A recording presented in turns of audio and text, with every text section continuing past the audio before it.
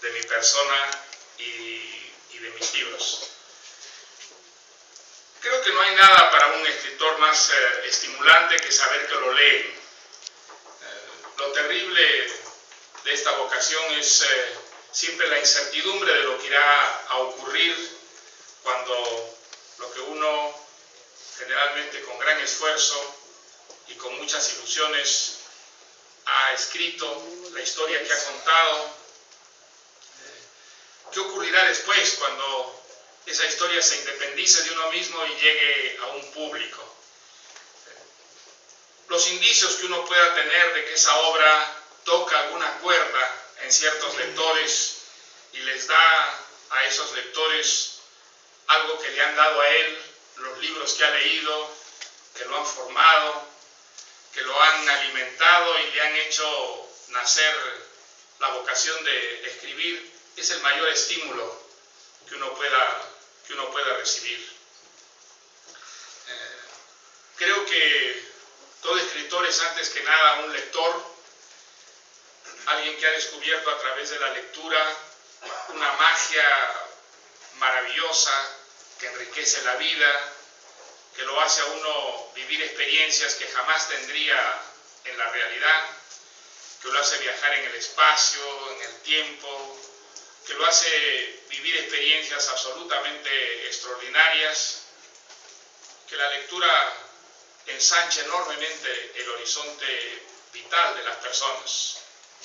Creo que así nació mi vocación de escritor, a partir de la inmensa felicidad que me dieron las lecturas infantiles, y que fue precisamente porque leer significaba entrar en un mundo más rico, más diverso, más intenso que el mundo de todos los días, que en un momento sentí la necesidad de escribir.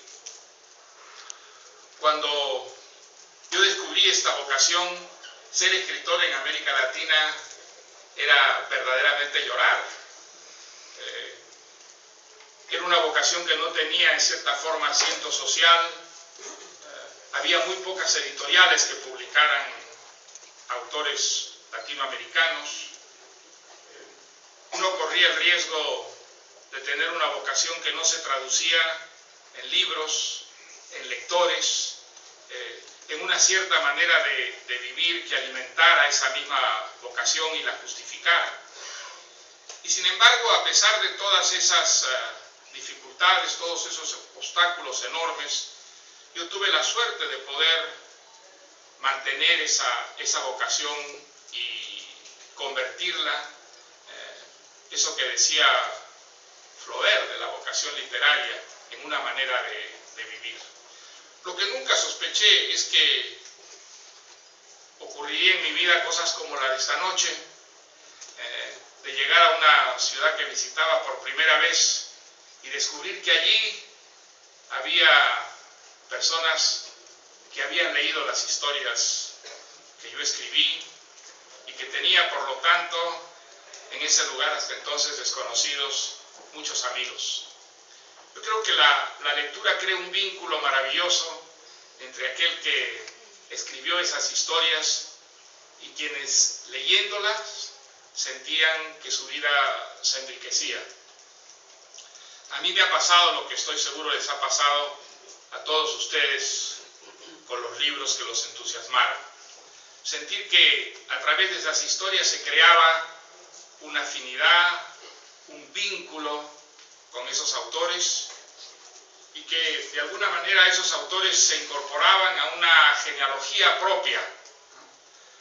Autores que pueden ser de otras lenguas, pueden ser de otras épocas, de otras costumbres, y sin embargo, las historias que fueron capaces de escribir y que a nosotros nos emocionan tan profundamente, establecen una comunidad de intereses, unos denominadores comunes entre las personas, que yo creo son las mejores enseñanzas contra los prejuicios, contra las visiones limitadas, discriminatorias, contra la desconfianza y la hostilidad que suele despertar el otro, en un primer momento, por lo menos hasta que descubrimos que, a pesar de las diferencias que puedan existir entre gentes que tienen tradiciones diferentes, lenguas distintas,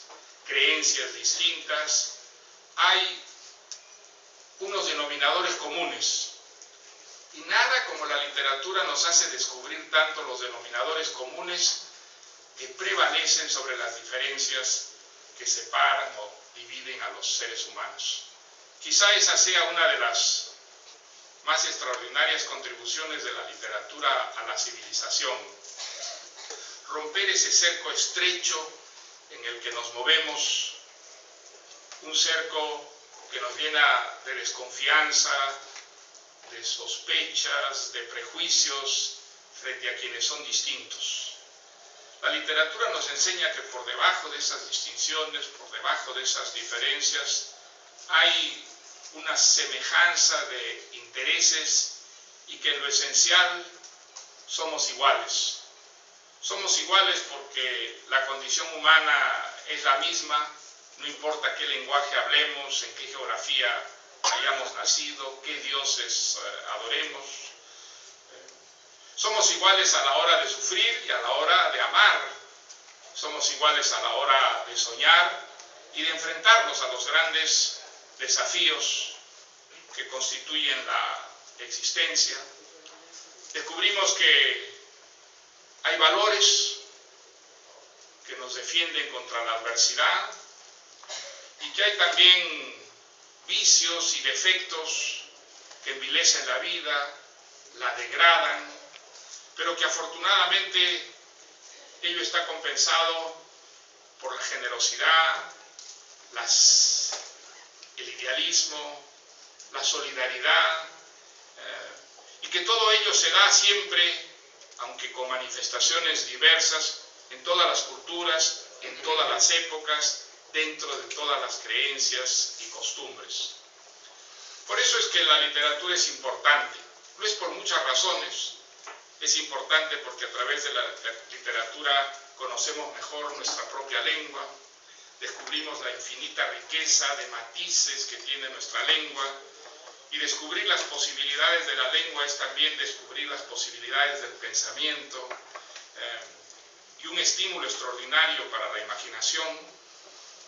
Pero quizá la contribución mayor de la literatura es que rompe fronteras, rompe las vallas, los obstáculos que distancian a las comunidades y crea entre ellas esas afinidades que tienen quienes, leyendo a Cervantes o leyendo a Shakespeare, o viendo comedias de Molière, descubren que son iguales, aunque hayan nacido en épocas diferentes, en geografías distintas, aunque hablen lenguas distintas y tengan costumbres diferentes.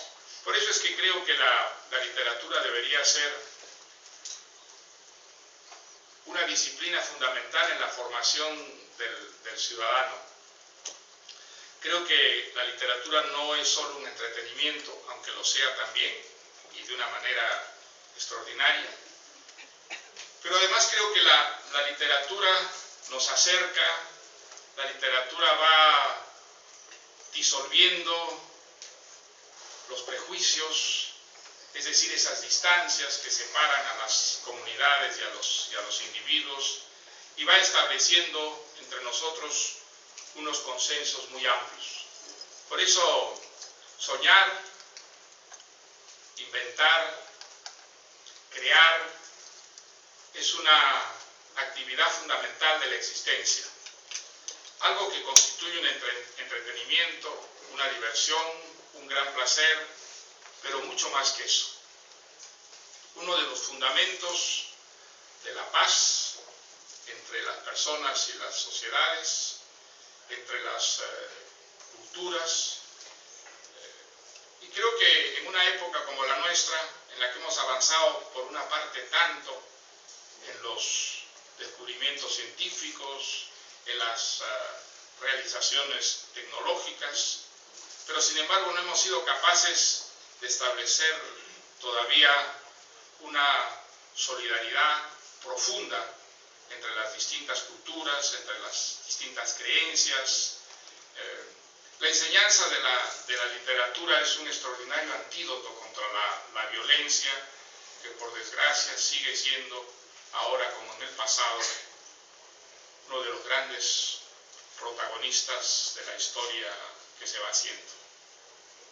Quiero terminar esta respuesta un poco larga a esa pregunta, diciendo que en ese sentido Ceuta se parece mucho a la literatura. Ceuta es una pequeña comunidad y sin embargo es una comunidad donde coexisten culturas diferentes, lenguas diferentes, creencias diferentes, y coexisten en la paz y en la colaboración y en la convivencia. Creo que es un ejemplo para el mundo, no solo del pasado, sino también de nuestros días, donde vemos cada día en las noticias a menudo terribles que traen los medios de comunicación, qué difícil es esa coexistencia en la diversidad, esa coexistencia en la diferencia, que sin embargo aquí en esta pequeña ciudad, pero de larga historia, es una realidad cotidiana desde hace mucho tiempo. Por eso creo que quizá el mejor elogio que se puede hacer de Ceuta, para quienes amamos la literatura, es decir que esta ciudad parece más una ciudad literaria que una ciudad de la historia real.